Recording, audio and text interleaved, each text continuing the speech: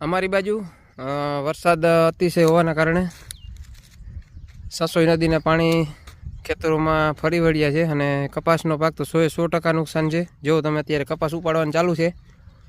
આ અમારી વાડી છે. આ મારા મોટા બાપુનો કપાસ છે. આ બધી ફરતી બાજુ માંડવી છે. મગફળી આ મારી જ છે. જુઓ તમે, જોરદાર નુકસાન.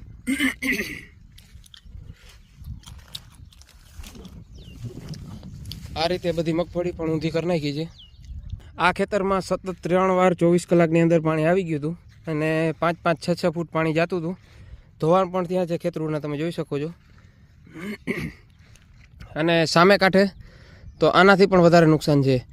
અમારે મગફળીમાં 50% નુકસાન કહી શકાય. ક્યાંક ધોવાણી છે, ક્યાંક નથી ધોવાણી, ક્યાંક સાવ વધારે ધોવાઈ ગઈ છે આ રીતે. અને આગળ તો સામે તો 100% નુકસાની છે. સાવ મગફળીનો પાક તો ફેલ જ છે ને